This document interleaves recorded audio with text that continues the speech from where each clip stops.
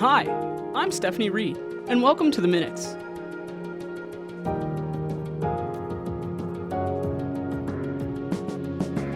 And thanks for listening today. It's great to have you along on The Minutes for the week of July 21st, 2025. This is a City of Thunder Bay podcast. The Minutes takes a look at what happened at Thunder Bay City Council this past week, and you can find The Minutes wherever you get your podcasts, including on our YouTube channel and on our website, thunderbay.ca/The Minutes. If you want to keep your finger on the pulse of what's happening at City Hall, hit that subscribe button. On this episode, I'll have a rundown of what happened at Thunder Bay City Council this week, as well as an interview with Darcy Fleury, the Chief of Thunder Bay Police. City Police brought their annual report to Council this week, and we'll hear all about it. But first, last night at Council, the decision about the location of the proposed temporary shelter village was back on the table. At last week's Committee of the Whole meeting, Council had voted in favor of moving forward with the site at Miles Street, but that decision still needed to be ratified.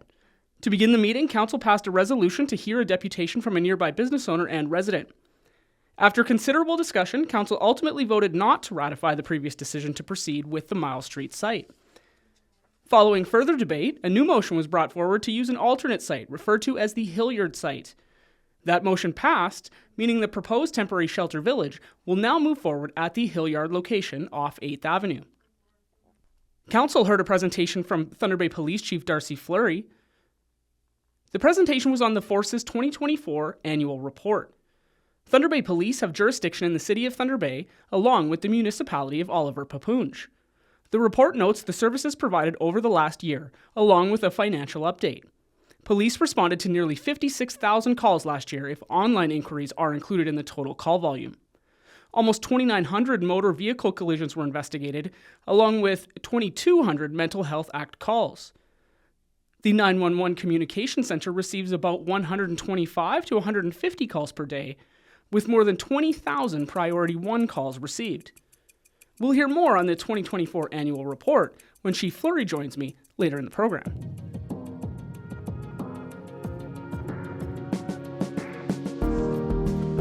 Council got an update at the meeting on the 2024 Accessibility Progress Report. The document shows the city's progress in making Thunder Bay a more inclusive and accessible community. It also highlights work accomplished that are parts of the multi-year accessibility plan, which looks at identifying, removing, and preventing barriers to municipal programs, services, and facilities.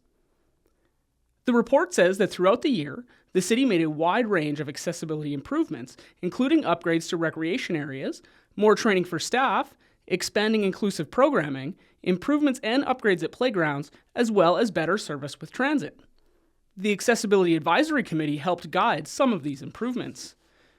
Many of the projects completed in 2024 aim to remove barriers to accessing city programs and services, and include new portable pool lifts for entry and exit use in the shallow lanes, deep end, and hot tubs at recreation facilities, 3 new accessible resistance machines at the Canada Games complex.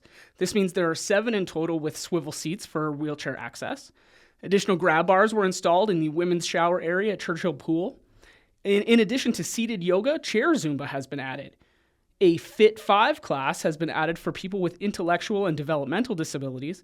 It's a more social exercise experience for inclusion services participants. Under customer service and communications, language awareness training documents were created, as well as additional training resources for inclusion facilitators. Inclusion, junior inclusion services, and personal attendant for leisure cards are now available online as fillable forms. Closed captioning is manually applied to the city's The Minutes podcast to ensure accuracy. For parks and playgrounds, new inclusive play structures with rubber safety surfaces, concrete access walkways, covered shade structures, and accessible tables were added at Vickers Park, as well as an added designated accessible parking spaces on Selkirk Street that add access to the park with new accessible curb-dropped and tactile warning strips. At the North Nebing Park playground, old, inaccessible playground structures were replaced with new structures, inclusive components, and engineered wood fiber safety surfaces. New granular walkways were added to connect the park and neighborhood, as well as create a loop in the park. And metal shade structures were added with seating. At the Mission Island Boat Launch Park playground, a new playground and structure with inclusive components and engineered wood fiber and safety surface was added, as well as new granular access walkway and sitting areas. At Wasco Park Playground, An inaccessible playground was replaced with a new structure with inclusive components and engineered wood fiber safety surfaces. Also, a new granular access walkway and concrete sitting area were added. At Trowbridge Falls Park Playground, an old and inaccessible playground was replaced with a new structure with inclusive components and an engineered wood fiber safety surface, as well as a granular access walkway and concrete seating area. At Algoma Daycare Tot Area Playground, a new natural play area was constructed with concrete walkways, various tactile play surfaces, a shade structure, and a new rain garden. At Waddington Park Trail, a phase 2 of the multi-use trail rehabilitation took place with the addition of a new trail from the accessible parking spaces to the tennis and basketball courts. A new asphalt trail with accessible grade was added from the park to Dacre Street, and a trail lighting upgrade was completed to LED fixtures. At Chippewa Park Sandy Beach, an accessible change room was added, along with Crusher Fine's top-coated granular pathway from the parking lot to the change room and the beach. An accessible beach mat and portable lift have also been purchased and will be installed for use this summer. At Cherry Park, a deep pavement project was underway. It removed cracked and degraded asphalt bumps and replaced them with a rain garden and connecting Crusher Fine's coated granular walkway. Also, a concrete sitting area was added to connect to the existing playground area. For sidewalks and recreation trails, a lift and level program was instituted. In 2024, approximately 16 sidewalks with trip edges were ground down or padded with asphalt across the city. There were multi-use trail improvements at the William Street Underpass, near Fairbrook Crescent, near D Street, near McIntosh Street, and an accessible ramp was built replacing the stairs to connect the trail at the dead end of Mellon Street off Junot Avenue.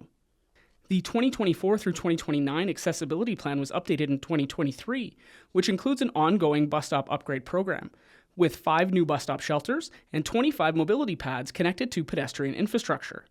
A transit app was introduced to provide the public with real-time departure information and trip planning. The app meets a number of accessibility guidelines. Riders can set preferences such as prioritizing trips that minimize walking, turning on accessible and displaying accessible stop information, or utilizing Go mode, which provides step-by-step audio instructions. The app is also screen reader compatible. As far as transit service disruptions go, enhanced communications have been implemented using Transit Services Facebook and Transit Services webpage, as well as advance notice signage being installed at affected bus stops, as well as additional temporary signage when detoured routes are required.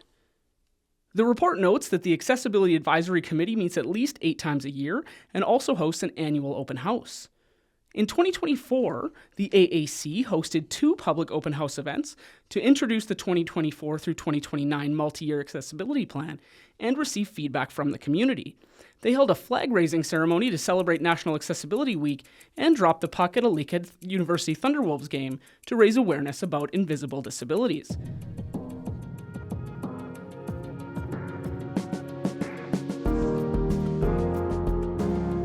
Council also heard how the Clean, Green and Beautiful Committee has approved a project to have banners installed each fall to commemorate local veterans. The banners will be on Memorial Avenue along with the Waverley Park and City Hall areas, both of which have cenotaphs.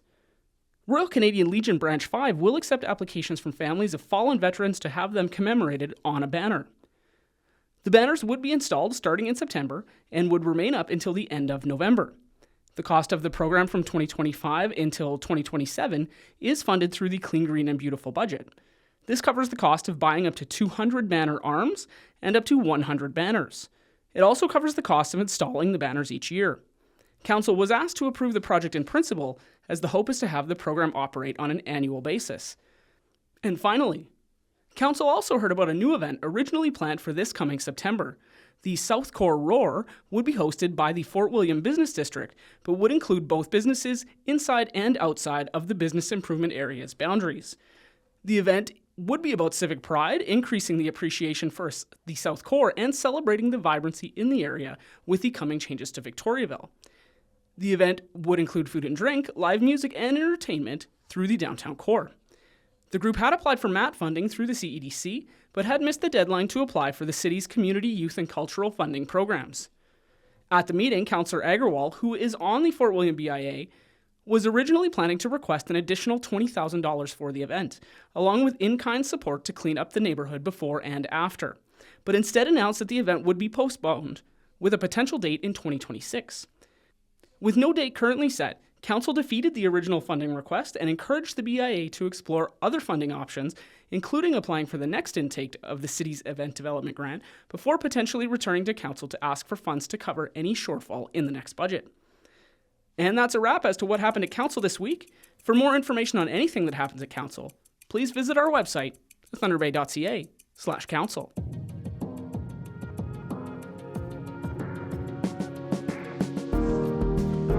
Members of the Thunder Bay Police Service were at City Council on Monday night. No, it wasn't because of any disturbance, but rather police were giving an update on what happened with the service in 2024. Thunder Bay Police presented their 2024 annual report to Council. Darcy Fleury is the Chief of Police in Thunder Bay, and he's here today to talk to us. Chief Fleury, thanks for coming in to the Minute Studio today. You bet. Thanks for the invite. So there are a number of programs and priorities that were listed in the annual report. What are your proudest accomplishments for the service in the past year? I think some of the things that we're really proud of over the last year or so is our connection with the community. We work very, very hard at getting that relationship with our Indigenous community and really starting to build that trust and working together on funding programs and ways that we can best serve the community, especially that part of the community. So very proud of that. I think overall the activity or the work of our on the ground people, very impressed with that. I mean, this time and again I go across the city and I'm having these meetings, talking to people, and I say, this place is never slowing down. Like it's a beehive of activity constantly. So I'm very proud of the work that they do and the effort that they put in on a daily basis. Sometimes with some resource, restrictions or restraints that we have, or things that slow us down a bit on that front. But they're still dedicated, still doing their work.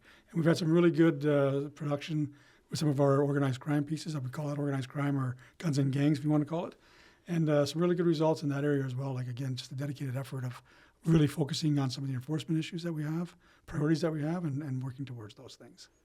That's great. You mentioned that you have been have maybe a stronger focus on working with the Indigenous community. Can you go into a little bit more specifics about what you're doing there and maybe how that relationship is changing?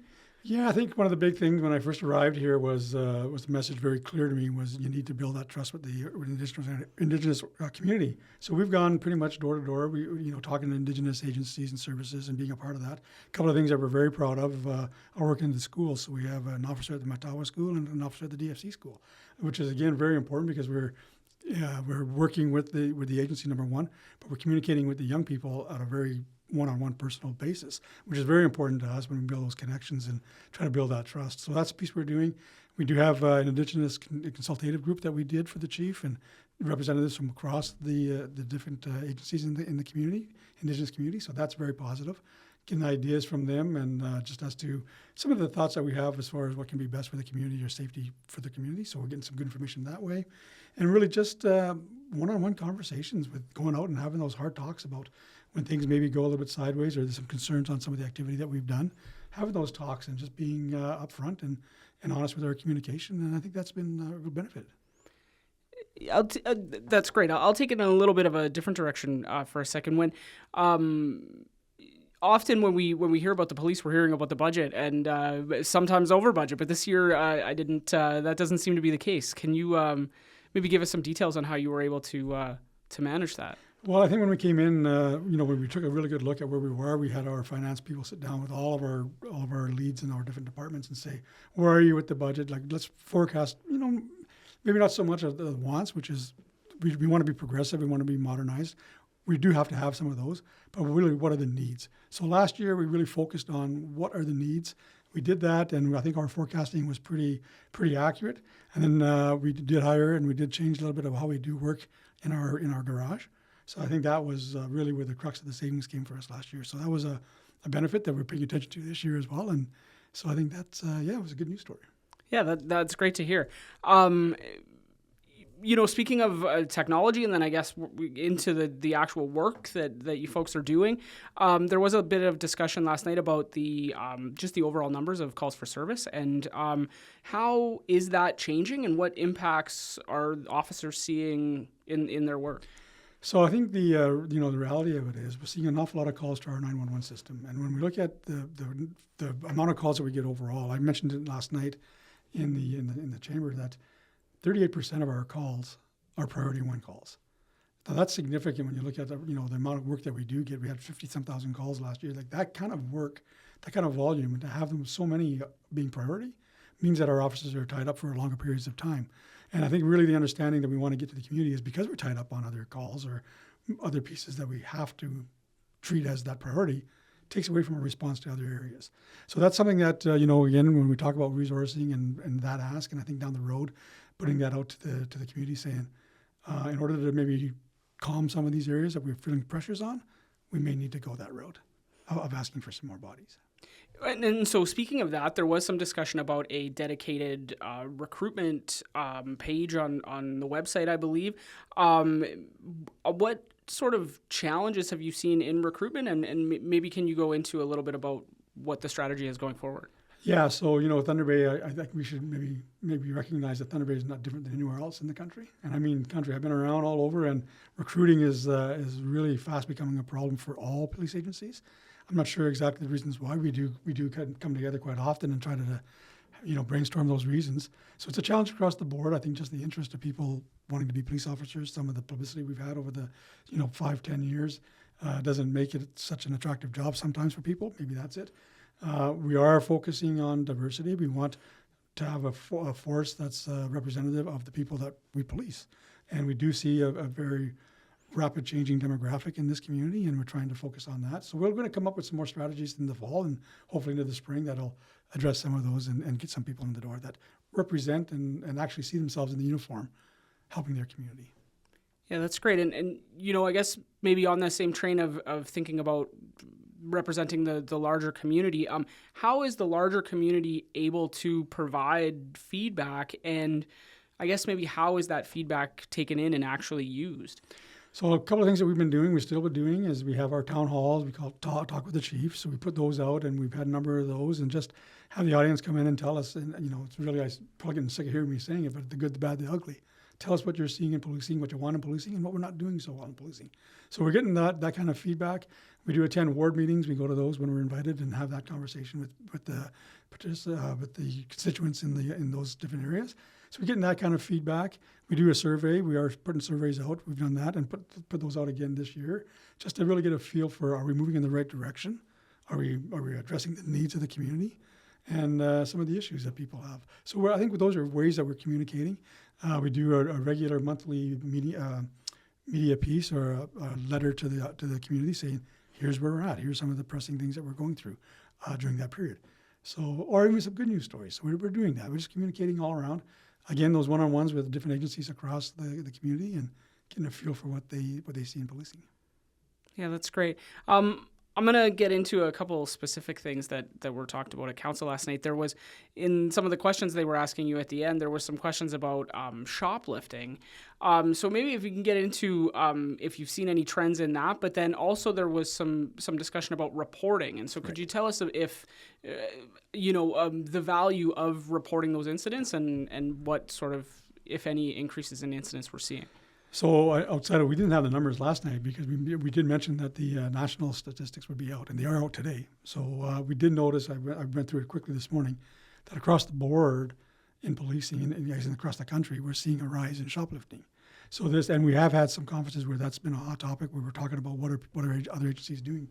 So there is a bit of a spike there, and I think, as I tried to say last night, just by going from what I read on our day-to-day sort of reporting that I see, every morning, is that there has been a bit of an increase, a bit of a spike in shoplifting activity in this community. And I think that's due to a number of factors. We have worked with some of the different stores and helped them, number one, through enforcement pieces, and then some ideas how to do better environmental design their stores so they can avoid some of that stuff. So that is definitely an education piece and awareness piece that we have to continue with. Again, as far as where it goes on the priorities, I think we need to really focus on some of the more riskier activity that we're seeing, which is that guns, gangs, and drugs. And we're really focusing on that. And not that we're saying we're not doing the other stuff, but it is kind of where we're at as far as the priorities. Yeah, that makes a lot of sense. And there was some, I guess, maybe questioning on if business owners are even reporting that. And they are, and that's one of the things we met with the BIAs, we met with the chamber, and we've had some really good conversations, again, with individual companies, It's very important that you report to us.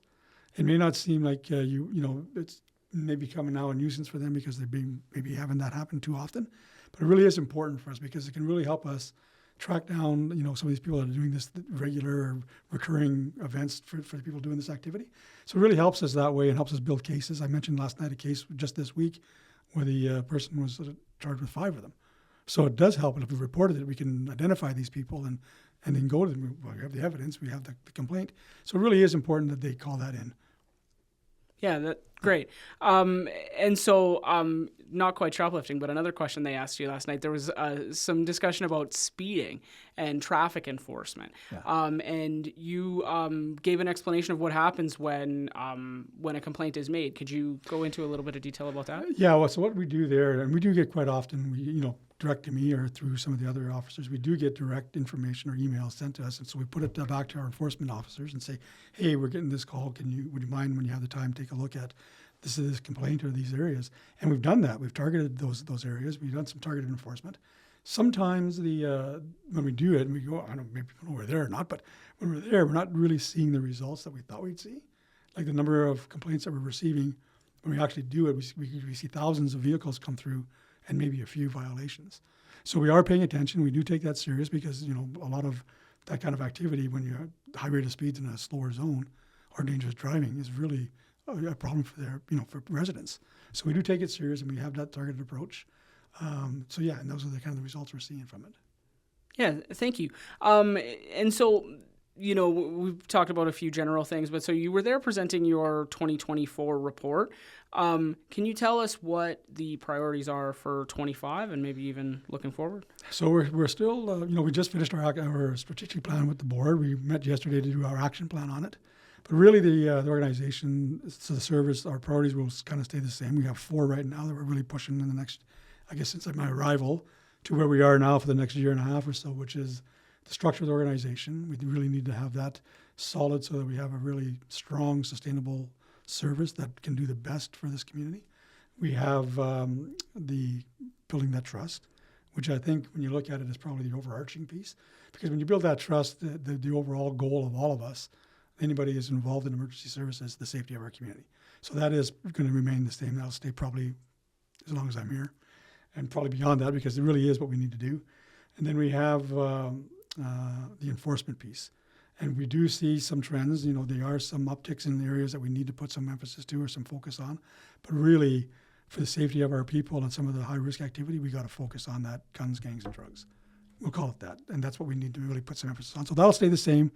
We are looking towards some models down the road where we can do some more of that community policing type of thing, model where we see boots on the ground, some community offices, that type of thing.